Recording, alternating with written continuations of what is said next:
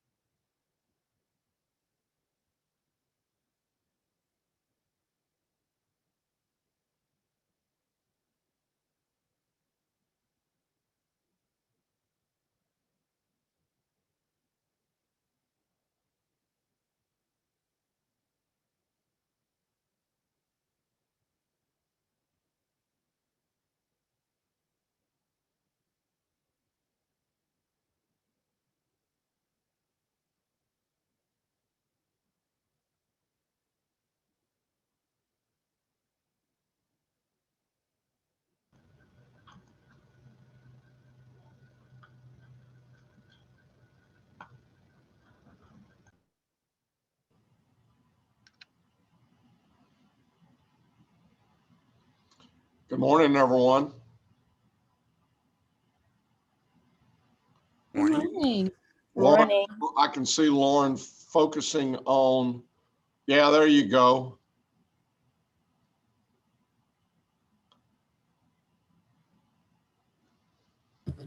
Good morning, everyone. Judge Whitley, when we hit 9 o'clock, I will let you take it away. I'll ask if you all would mute yourselves. Let's go through the regular drill here. So if you would mute yourselves, if you're not speaking, which that won't happen until later in the program, but that would be appreciated. We'll watch it for everyone, but if you could do that, that would be greatly appreciated. A lot of people who've tried to mute me throughout especially this past year, they've tried to mute me. Hello, Faye, how are you? I see her grinning. She always would love to have the mute button. Hold on, don't share yet. Oh, okay, sorry. Okay, I just heard the bell toll here out my window 9 times, so I'm assuming that it's time for us to go ahead and get started. I see we've still got people joining. We're up to about 90, well, there's 93. So, folks are still kind of joining in. We might give them just a couple of more seconds before we get started. Sounds good. Don't we love Zoom? What a difference a year makes. Star 6, Judge, star 6. Exactly. We've all learned the star 6, I'll tell you that. And between GoToMeetings and Zooms, and I think Zoom will always be with us, but hopefully it won't be long before we can all get back together and at least every once in a while have a face-to-face meeting. I guess we've got a face-to-face meeting now, but at least be in the, possibly in the same room and be able to greet one another. So, you know, we're making progress. Our numbers have been running a little low as far as the new positives. The governor said yesterday that beginning on Monday, everybody can get the vaccine. And so we're excited about that. If folks want to get it, they'll be able to get it. And I think that's one more step toward getting back to normal, or whatever, you know, new normal may end up being. Our number of participants are still growing a little bit there, but I'll give it just a couple of more seconds and then we're going to go ahead and get started. We're up to about 110 now. And so things are still moving along rapidly.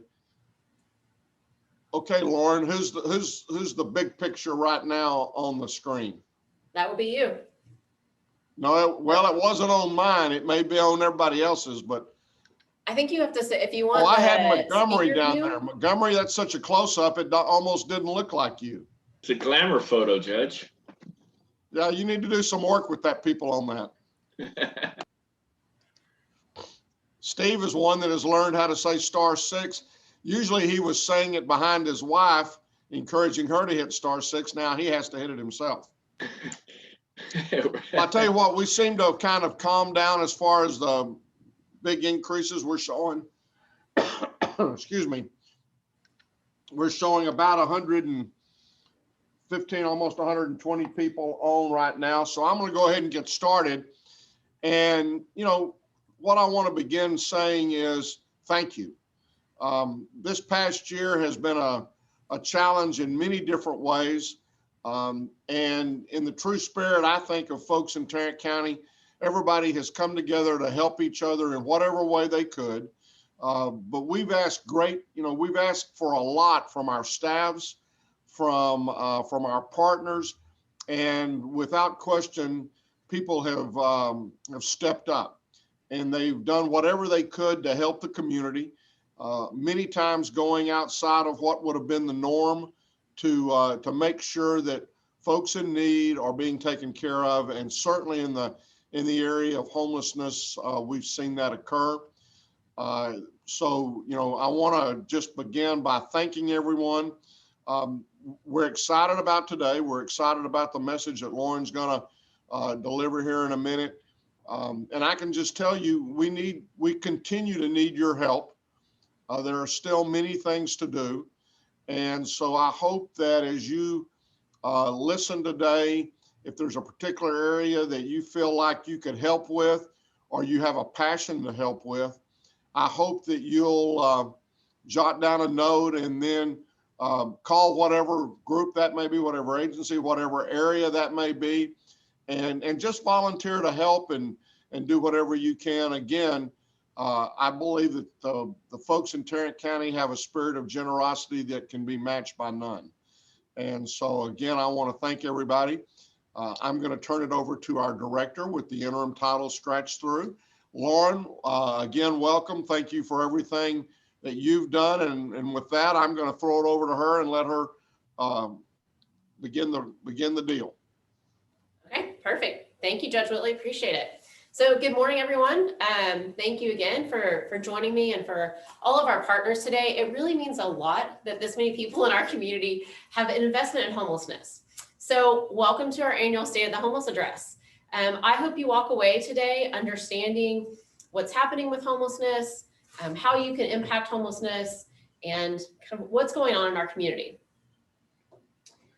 So to get us started, second, it's over here. So I've said it before and I'll say it again, we cannot do this alone. So solving homelessness has to be a community effort. And I think the fact that this many people are here today for the State of Homelessness really shows that we understand that. So we need our partners, but we also need you, everyone who's committed to ensuring that everyone in our community has a place to call home. A little housekeeping first. This morning, I'm going to share how our system responds to homelessness, present quite a bit of information on homelessness, talk about some of the innovative things our community is doing, and share where we're going and how you can be involved. So what about this year? 2020 and 2021, whichever one you want to talk about. I think we all had ideas that 2021 would be so different. It has not turned out that way just yet. I don't think any of us saw it going the way it has gone. The thing is, though, every time I talk about this year, whichever one you want to refer to, I'm taken aback by how we responded to people in need. So the continuum of care and all the agencies who are part of it have truly responded. They've moved, they've flexed, they've changed to meet the need. It has truly been incredible. Hard, but incredible. And there's part of me that wants to say, congrats, we did it. We survived and we came out stronger on the other side. But first things first. So for those of you who may be new to our system of care, I want to tell you a little bit about what we do. For those of you who are already involved, who are serving people experiencing homelessness, this might be old information, but bear with me as we kind of orient our community members who are new here. Kayla, if you'll share our first slide, then we can go into that.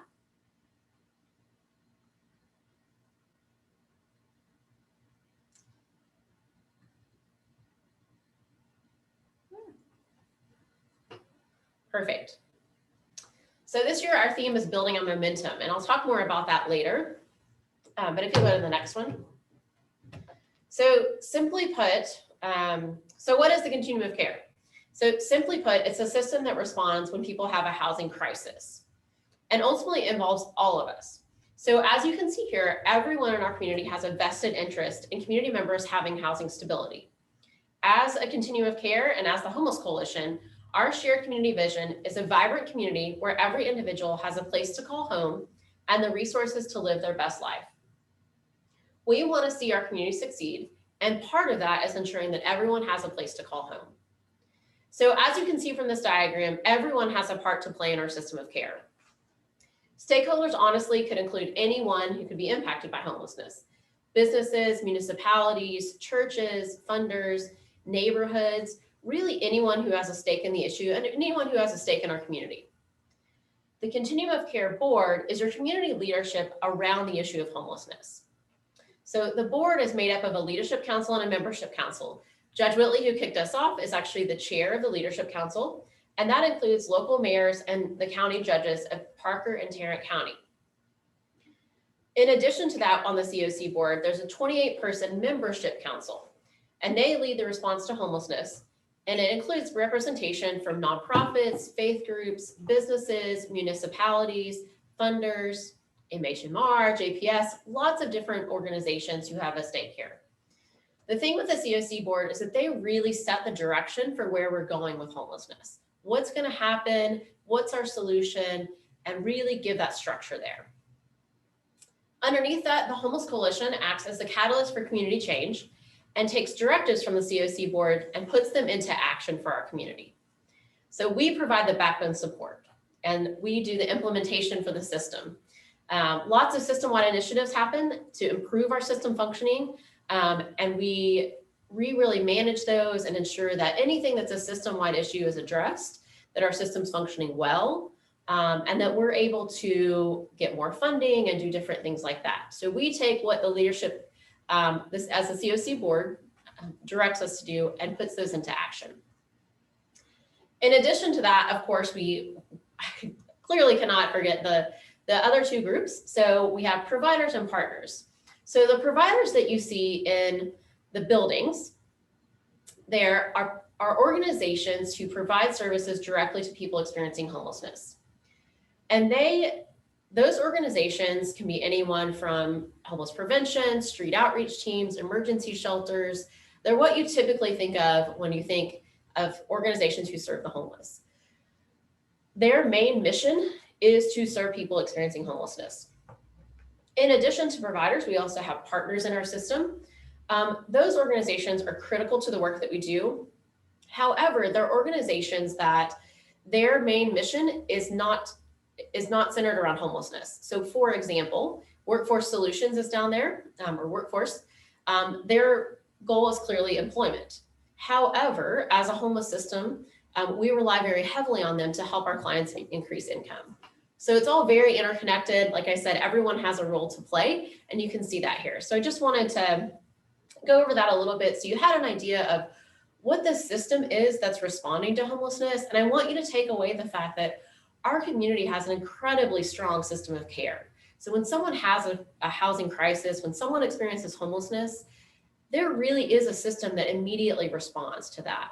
We are very organized, very coordinated, and very collaborative. So we work together very well, and it's a very strong system. So Kayla, if you'll go to the next slide.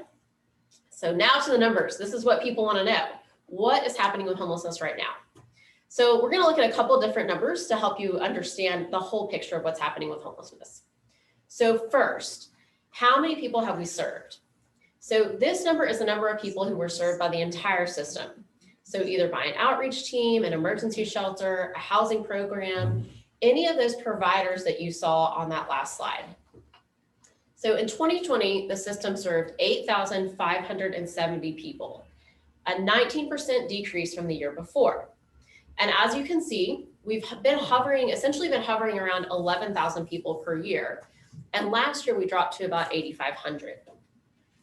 So you can see it decreased. It may be a surprise to some that it's decreased, but it has. So it was 8,500. That is reflective of what our partners are telling us they're experiencing. So yes, we went from 10,645 in 2019 to serving 8,570. Okay, if you'll go to the next slide. Now to the point in time count. So this is the number that we typically focus on whenever we're talking at the state of the homeless. However, in looking at the previous slide, understand that there are two different numbers, and that we feel like the whole number served is a better representation of what the entire system did. The point in time count is something that we do on an annual basis. We're actually federally required to go out and count people who are experiencing homelessness in the last 10 days of January. Like everything else, this year was different. HUD changed our requirements and did not actually require us to do a point in time count.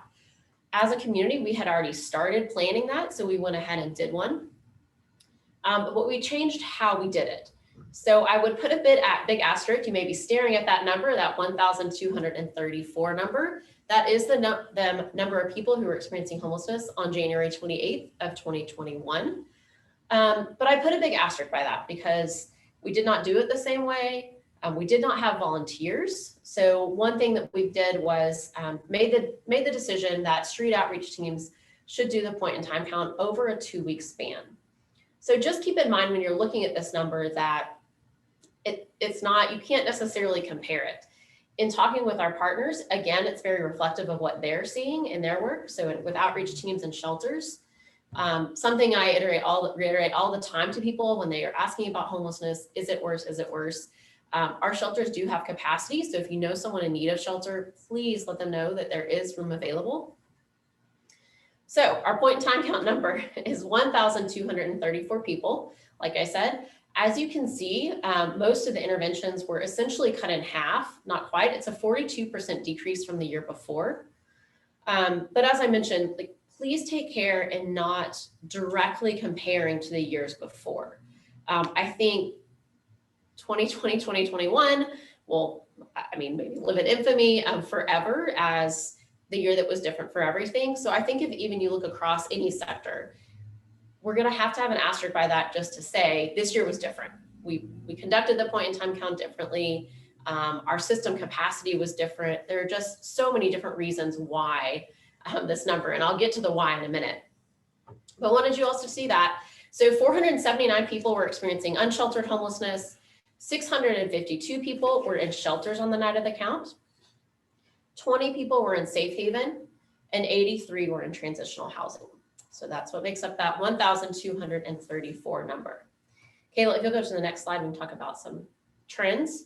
So some trends I want you to know about, all these green arrows is good. And right now, I think this is a time where we can really capitalize on where we are and how our system's functioning and figure out how can we continue this.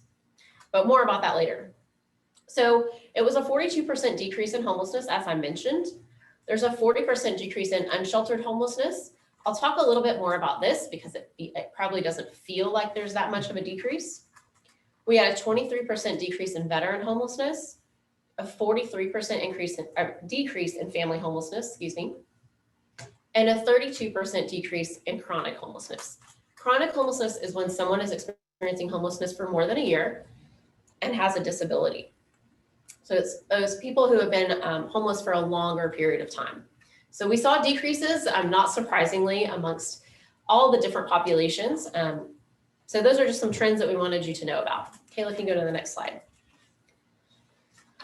Before I dive into this slide, I do want to talk a little bit about what feels like an elephant in the room to us. I have people ask all the time, has COVID made homelessness worse? And ultimately the answer is no. That is reflected by the number of people that we served over the year, so the 8,500 number, and also by the point in time count number. I say the elephant in the room because I think there's this feeling that it's much worse because it may be a bit more visible at the moment, but it's not. So I would ask that you keep that in mind. We essentially have, and really as a system, we need to grapple with, and as a community, I would say, why does it feel worse when in reality, we have about half the people who are normally experiencing homelessness. And so it's just something that it's a bit of a, it's something that we have to grapple with and really understand and figure out what that means for our community.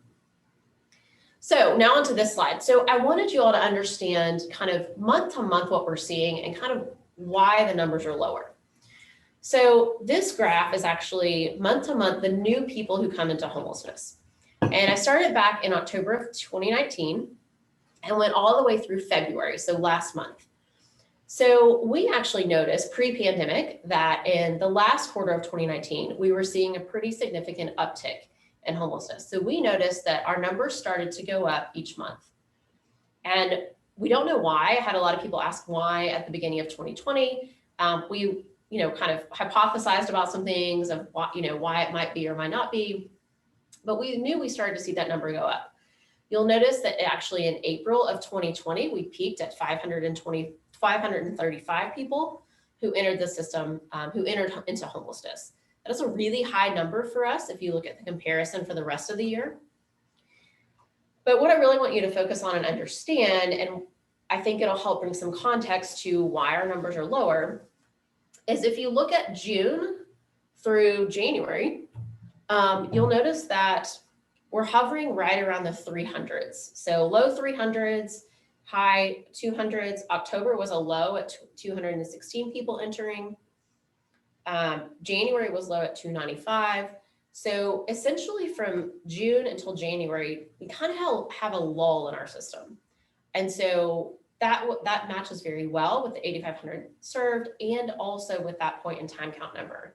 So if you look at January and understand that only 295 people came in, as opposed to 535 back here in April, we're going to see a difference in how many people are experiencing homelessness. That said, I think a true test for our system right now is to really figure out how do we continue to stem that inflow. So inflow is what we call it when people become homeless for the first time or newly homeless into the system.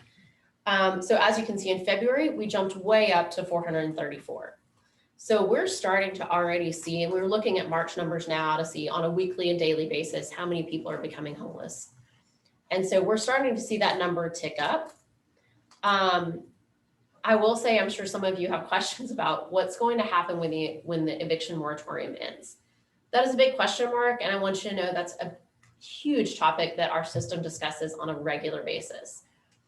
Honestly, we are trying to prepare ourselves to brace for impact and really understand if the eviction moratorium ends a week from today, one, people won't be homeless the next day. So they won't be homeless on April 1st. Evictions still have to be filed. People can float around for a little while. We're really looking out into the summer about what happens. So looking at, so in the summer to see, will it go up? If we have 1,000 people a month who are becoming homeless, our system cannot handle that. So really right now we're focused on, how do we get that prevention money out? How do we coordinate that? If people become homeless, how can we divert them from the system? And we can talk more about that. But I wanted you all to see this so you could kind of see where we were on a monthly basis. And it just gives some context to why the numbers are where they are and also what we're preparing for. Kayla, you can go to the next slide for me. So the why. So everybody may be like, why are these numbers the way they are? It's not one reason. So there's not one specific reason that we can point to and say, this is what did it. This is what keeps the inflow low. We feel like there are really 6 things that have had a big impact on why the numbers are lower. So the first one is the federal eviction moratorium. We have to think that this helped stem the flow into homelessness.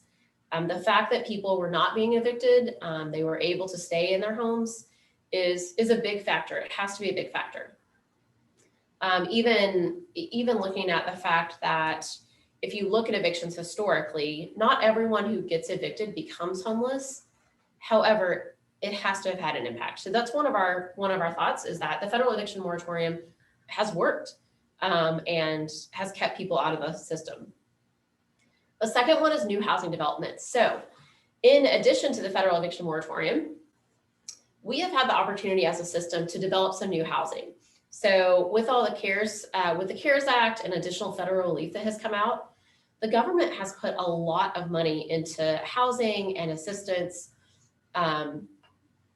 and helping communities rebuild. And so for our community, specifically in Tarrant County, we've done some different things around developing new housing, implementing more programs to help people get back into housing. So there's lots of different efforts that have happened around this. A great example of new housing developments is Casa de Esperanza. The city of Fort Worth used some coronavirus relief funds, CRF funds, and used $10 million of those and actually purchased, or Fort Worth Housing Solutions purchased an extended stay motel and converted into housing for people who have been chronically homeless, who were also most at risk for COVID. So before the end of the year, we actually moved 119 people off the streets and out of shelter and into Casa de Esperanza. That was a very, very innovative and huge partnership effort. So partners included Fort Worth Housing Solutions, of course, who actually purchased the building and rehabbed it and modified it for us. But then Presbyterian Night Shelter was a huge partner, DRC Solutions, JPS, and MHMAR, just to name a few. So all of our efforts that we do as a continuum of care are incredibly collaborative, and that's just one example. The third thing we're thinking is that people have fear around congregate settings. And when I say we're thinking, our thinking is actually based on data, so it's not just an opinion that we have. When we've been talking to people and really trying to understand why do people go or not go into shelter, fear around going into shelter has been a real thing for people. So them really feeling like going into a congregate setting is not safe because of COVID. So if you think about, in the media, there's lots and lots of talk about long-term care facilities, older adults, that sort of thing. If you think about our homeless shelters, often they are, I've always said, the congregate of congregate settings. So we're not talking about separate rooms a lot of times and that sort of thing. And so people have a real fear about going into it. And I think that's okay. I think we have to acknowledge that. And I do think it's impacted how many people have come into homelessness. The fourth thing would be coordination between government and nonprofits.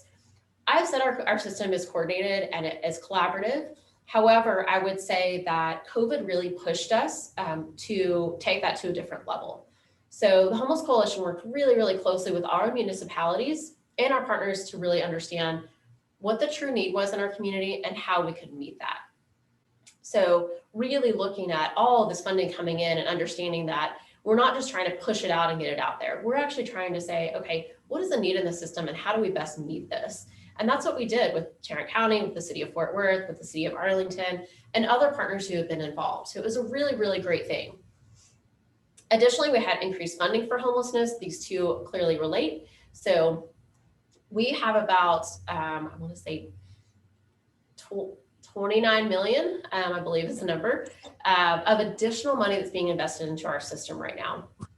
And that's for all different interventions. So homeless prevention, there's actually been more homeless prevention that has come out since, and eviction prevention, but money for emergency shelters, money for housing.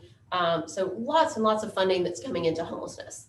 The thing with that is that even though we've had all this increased funding and it is helping us move people out faster, it still does not meet the entire need. So it's incredible the opportunity that we have right now. However, keep in mind that it does not meet the full need. And also we're very aware that it's short term. However, in looking at our numbers, we really feel like the increased funding for homelessness and homeless prevention specifically has been a good thing. And I mentioned this, but an increase specifically in eviction prevention funds, in addition to money from HUD and other sources that we typically get money from. Many of you may know that the Treasury put money into eviction prevention and other bodies that typically do not contribute to that. So there's been quite a bit more funding that's come into that. And so we really feel like I said, there's not one reason why. However, these 6 reasons really work together and have kind of created the system that we're in. So I want to move away from numbers. Hopefully you took some notes, and if you have some questions, I'm happy to answer those at the end of the presentation. But now I want to talk a little bit about our accomplishments. Kayla, if you can go to the next slide. So, I've said that 2020 and 2021 have been, they've been hard, but they have also been really incredible. Our system has accomplished some incredible things together. So just some things I want to highlight for you that I want you to know about and take away from. That we started potentially in 2020 and kind of got not left behind, but not recognized perhaps because of COVID. So we started landlord engagement and launched that on April 1st, 2020. Perhaps not the best launch date, but that's what we had planned and that's what we did. So landlord engagement is really a concerted effort to promote access to housing through positive relationship with landlords. We have a 2-person team here at the Homeless Coalition that makes relationships with landlords across the county. And so their goal is really to increase the number of apartments, houses, just units in general that are available for people exiting homelessness. In addition to that, it's not only the increasing the number of units, it's also really creating that good relationship with landlords. So helping landlords know that we're here to support them. So if they're having an issue with someone who's living in their complex, specifically someone who was experiencing homelessness, maybe working with one of our housing programs, they can call landlord engagement program, help work through that process.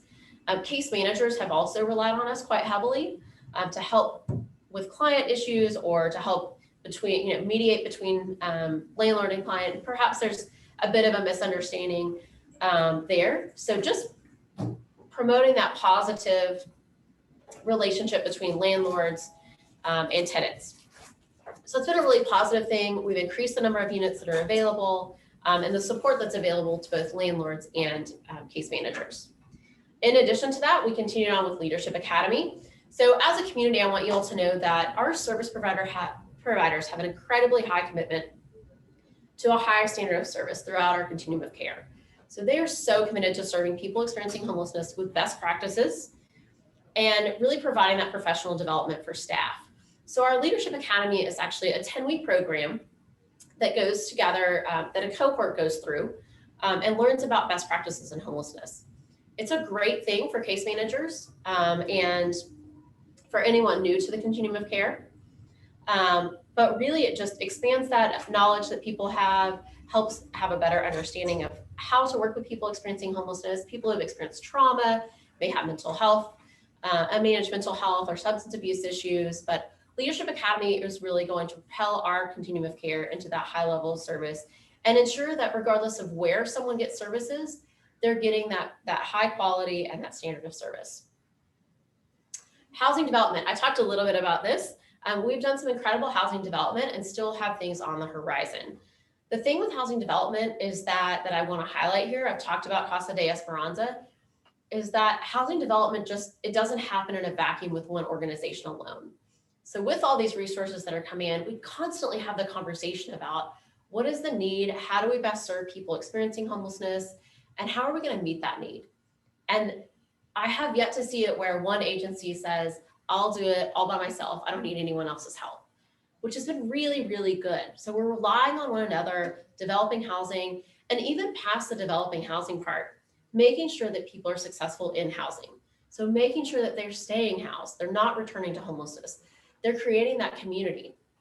I think something a lot of people maybe don't realize, and perhaps we don't give enough value to, is that when people are experiencing homelessness, often that becomes their community. And so when that happens and we move into housing, and we say, yes, it's a success. It absolutely is. However, when we do that, we're also taking them away from their community. So something we've really started to focus on is how do we keep people housed? How do we help them develop that community, to be a neighbor, to understand? So housing development, I think, has been a huge success for us. Like I said, I've talked about Casa de Esperanza. However, it's a collaborative effort, and I think it's a true accomplishment and a true reflection of where we are as a system. I have had a number of people talk to me about the fact that if we would have been in this situation 5, 6 years ago, our continuum of care and our system of care would not have had the same result. So I will just say thank you to our partners. Like, you're a big part of this. You make our work happen. So thank you again. And I want the community to understand how collaborative and how together we are on this issue. And the final accomplishment, I would say, is COVID was truly a stress test for our system. So we redesigned that whole system that you saw on the first slide about 2.5, 3 years ago. It needed some work, so we redesigned it, put new leadership in place. And I think really COVID was a true stress test, like I said, for us. And we passed with flying colors. Collaboration and cooperation has never been better. You all may think I'm a broken record, and I'm okay with that. But I need you to understand that our community really does work together. And so often partners will say, it's really frustrating when I hear people say, why don't they work together? Because we do all the time. And I just want you to be reassured of that. But with COVID specifically and kind of the stress test, we truly showed that we were able to move and flex and do what we needed to do to meet the need at the time. And so for such a large system that has so many people in it, I think it's a true accomplishment. Kayla, I will say I do want to go back one. So we talked about accomplishments, revisit data real quick. And actually, if you'll flip to our website, one thing that I want to highlight for you all that is probably another accomplishment, but is more related to data, is a public dashboard. So for years, people have said, how do I know what's happening with homelessness? And I don't really know of one good place to go or where are the facts about this? So the Homeless Coalition has attempted to create a website that you can go and see with a click of a button what is happening with homelessness. So you go to our homepage, which you can see here, go to Know the Facts, and then scroll down to Education, click on that. And you'll see here some facts about homelessness. And I'll go through these so you know what is shown, and then also kind of what's going to happen at the bottom as well. So the first tab is the number of agencies providing services to people experiencing homelessness. This number is actually the number of members we have of the COC. So all those providers and partners who are in there are about 40 organizations providing services. The number of people experiencing homelessness, that is probably the number that the community cares about the most, I would venture to say. So this is the number of people who have been living either on the streets or in shelter in our community. And it's a number that will grow throughout the year. So we are taking a monthly point in time count. So you can see 2475 is our number through the end of February. So through all of January and all of February, 2,475 people experienced homelessness. We also we feel like numbers sometimes if they don't have any context, they're not very meaningful. So if we just gave you the number 2475, you may say, okay, great, now I know the number, but what does that actually mean? So the next box is a percent increase or decrease. And so Kayla, if you'll flip over on that one, that is a percent increase or decrease as compared to the previous quarter. So can't really do that on a monthly basis. We need our data. We need to give our data a minute to settle. So lots of data entry happens in our continuum of care. So we have to give our data a minute to settle. And so really felt like it was best practice and would get the most accurate number if we did by quarter. It's up 17%. You can see that. If you think back to that slide where I had the monthly inflows, that's pretty reflective of where we are right now. And then the number housed. Getting people housed off the streets, out of shelters is really our goal, giving them a place to call home. And so this number will also build throughout the year, so you can see the total number housed throughout the year. But since January 1st through the end of February, we have housed 237 people. If you scroll down on the page, this part is not quite ready yet, but we're working on it. It should be launched here in the next couple weeks. So you'll be able to actually tab through different populations that you want to understand. So if you'll, yeah, so it's people experiencing homelessness, which is on the street. And so we'll have different information here for you. So you'll actually be able to see from, I want to say 2017 to 2021. There will be a slider there where you can move it and dig into different date ranges, that sort of thing. Right now you can see January and February, so you know kind of where we are and what that monthly point in time count is on each month. In addition, we're going to include different things like demographics, how long people have been experiencing homelessness, a comparison around equity, so racial makeup. So what's our racial makeup of people experiencing homelessness versus our general community, so you can kind of see how that's represented. What the family structure is, so is it mostly individuals, is it families, what's happening there? And throughout those other tabs, you'll be able to see very similar information just for other populations broken down. So we are working on getting this information up as quickly as we can, but that is something new that we are debuting today. It's on our website, it's live, you can go look at it, but I would encourage you to revisit that and ask questions if you have questions. If there's something else you want to see that would be more meaningful to the community, please feel free to give us that feedback. Kayla, if you can go back to the slideshow and go to what's next.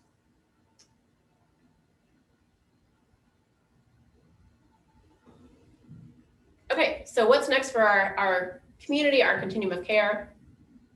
So we have a number of things on the horizon. So what's next? We have to look at some alternative housing and some shared. So shared housing is also alternative housing. So I'll start with shared housing since it's at the top. So shared housing is when two or more people are in one apartment or home. For us as a community in general, we have got to start thinking about housing differently. So right now, really, when we're housing people, it's one person for one apartment, which is okay and meets the need for some people. However, that does not work for everyone. With shared housing, it's an opportunity there are lots of different opportunities. Some may call this roommates, that is true. So it could be two people living together. Often actually shared housing is used to help people age in place. So older homeowners may want to have someone come and move in with them to help them maintain their home.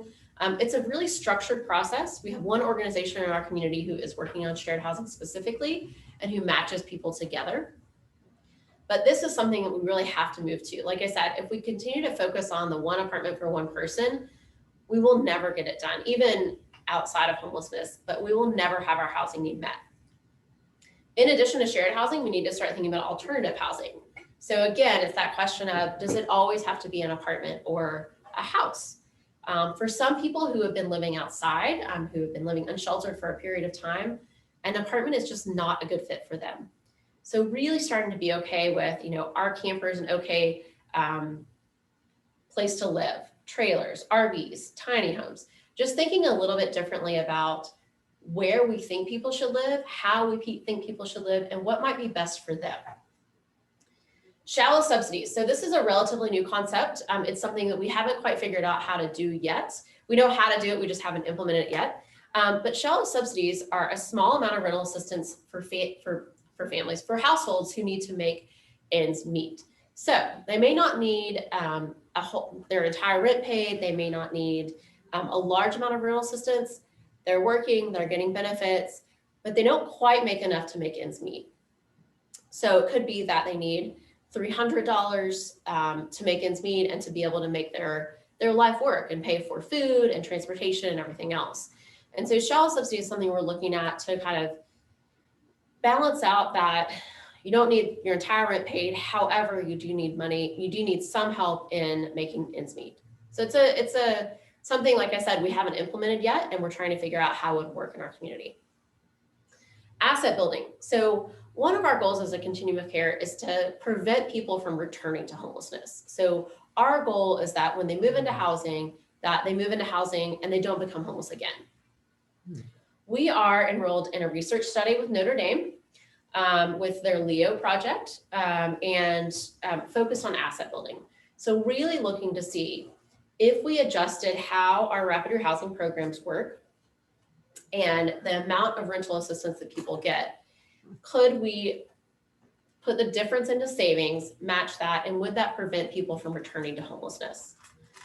So looking at, just what are some additional things that we can put in place to prevent people from returning? Even if you look at COVID, would a small amount of savings help people not become homeless? Would it help them weather that emergency?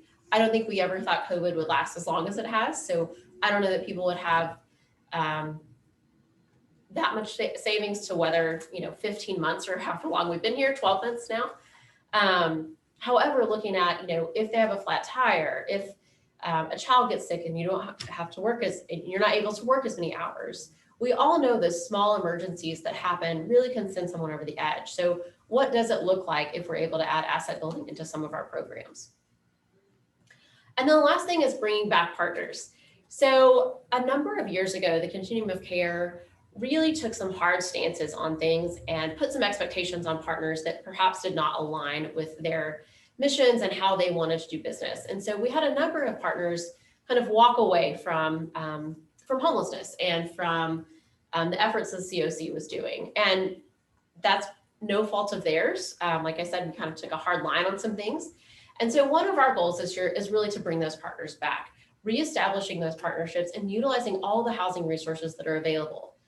The bottom line for us is that in the continuum of care and in our system of care that responds to housing emergencies, we do not have enough housing to serve everyone who is in need. So there's no reason for us to not use all the partnerships available and understand that even if it's not what HUD is going to fund, that's okay.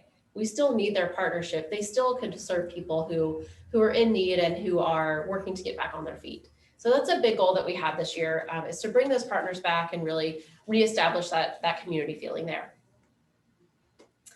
Taylor can go to the next slide. So of course I cannot not include how you can get involved as community members. We are launching membership. I've been talking about membership for quite a while now. We have launched membership to our continuum of care providers and partners. They have been vetted and are considered members of the continuum of care. However, this membership is for membership with the Homeless Coalition.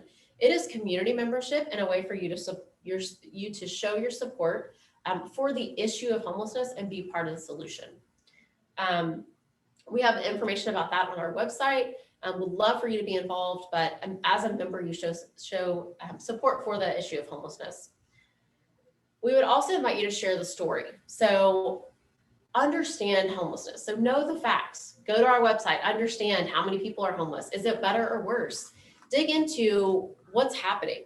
I would invite you to engage others. Help if you hear people, perpetuating myths or having misunderstanding, please engage with them and let them know what's happening. Encourage them to engage with our partners. We're always happy to educate, to get people involved, that sort of thing. And I would ask you to tune in. So I'm excited to let you know that the Homeless Coalition is starting a podcast, or has started a podcast, I guess. It's called Home and Hope, and it's conversations about what home and hope means. So it's different perspectives from different community members all throughout our community, all different walks of life, on what home and hope means to them.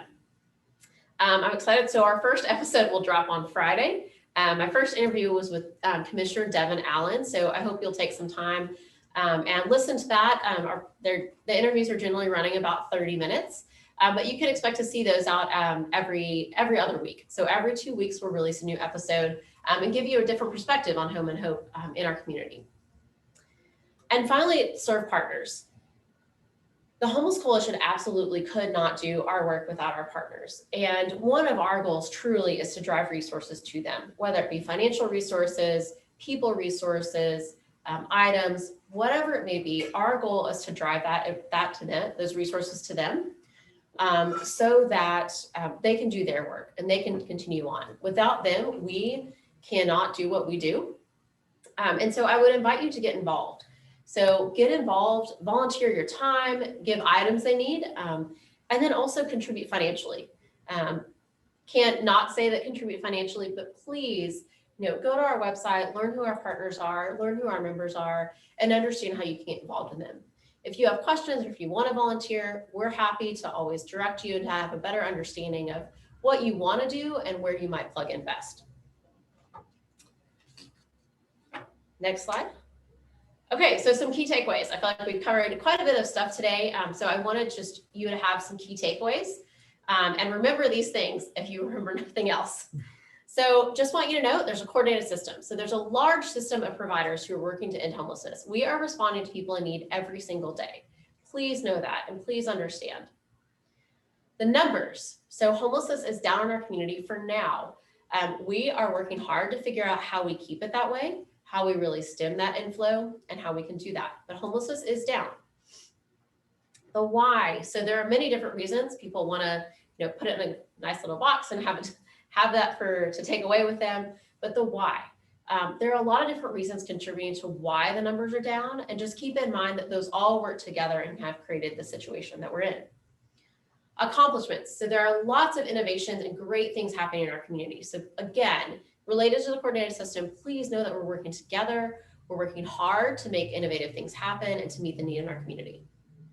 And then of course, get involved. Please be part of the solution. We want you to be involved with us. We want you to understand what's happening, how you can give back, and how you can be part of the solution in our community. So that wraps it up for me. We will share this presentation afterwards, and also this recording, of course. And now we will actually open it up for questions. So Kayla and Marty, I think, are watching the Zoom chat and the Facebook questions. So you all can pitch me any question we have. Feel free to drop your questions in the chat. If you have other questions, I'm happy to answer those. There's a lot of chat I see, I see happening. So Let me just try.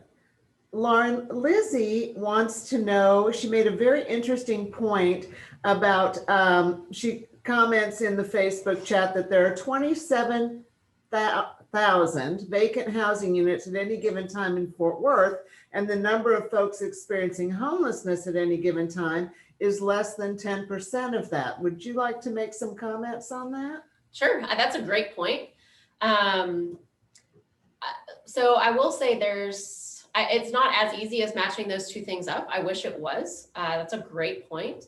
It takes landlord engagement on that one. So even though there are 27,000 vacant units, it may be that those are not available to people exiting homelessness. Often when people experience homelessness, they may have an eviction, they may have a criminal background, they may not have great credit. So typically we work with people who have a lot of barriers to housing. And so even though those housing units are open, they may not actually be available to us. So that's one thing I would say. The other thing I would say is that they may be available, however, they may not be attainable for us or affordable for us. So a lot of our programs, or all of our programs, pay fair market rent. Now in our area, we use small area fair market rents. That's very jargony, and I'll stay away from that. So we can pay different rents depending on where the property is located. However, if that property is not affordable, it will be out of reach for people exiting homelessness. So I think that's a great point, and perhaps something we can work to align on. But yeah, there's a bit more that goes into it than, unfortunately, than just matching people up. So, but thanks for that. Okay, the next question is from the Zoom chat. It's from Flora Brewer. Does the number in emergency shelter and transitional housing reflect reduced capacity due to social distancing? It does. Yes. So that is something to take in consideration, that our emergency shelters have been social distance since the pandemic started. So they are at reduced capacity, have been actually since March 17th, March 13th was the day. So they have been at reduced capacity for over a year now. I will tell you that they are all ready to increase their capacity and figure out how they can do that safely.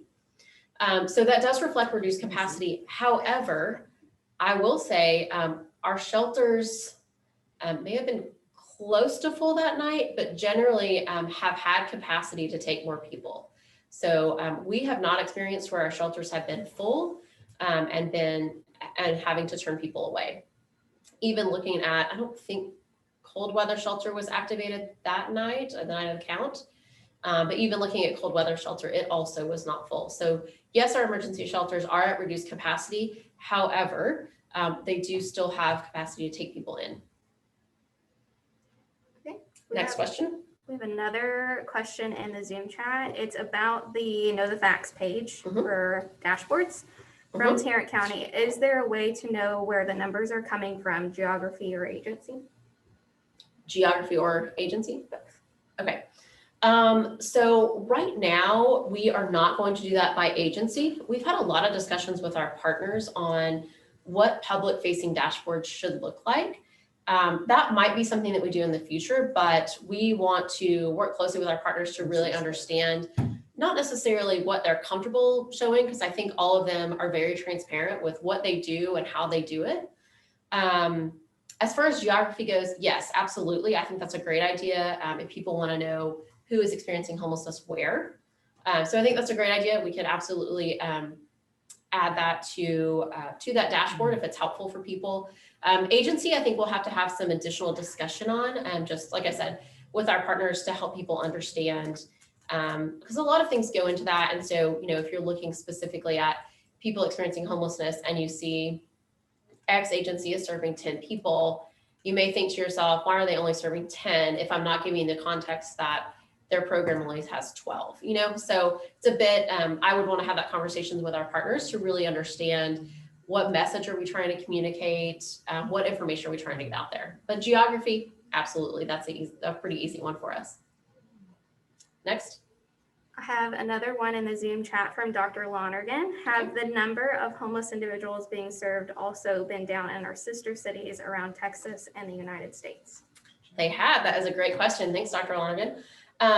Yes. So once we figured out what our point in time count number was, that's actually one of the first things we did is check in with other COCs around the state specifically. So just asking, what are people seeing? Actually, both with our point in time count number and also the number of people who are becoming homeless. And most cities around the state report that they have seen a decrease, a significant decrease. So I would say anywhere from 25% to 40% is what people are seeing as a decrease in homelessness. So yeah, it's a trend across the state. Again, I think it speaks to all those reasons that we talked about before, but we are not the only ones, so.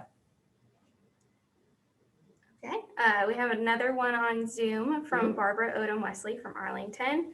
When we move persons out of homelessness, what do we put into place to prevent returns, such as job skill training, ... etc.? So a lot of things go into helping people not return to homelessness. It is a transition especially for someone who's been homeless for a longer period of time. It does take quite a bit of support to move them into housing. And so that even likely means emotional support. Again, reteaching people how to be a neighbor. So any of our programs, when we move people out of homelessness, they have case management attached to that. So anyone in our programs is also getting case management. So they're seeing that case manager on a regular basis.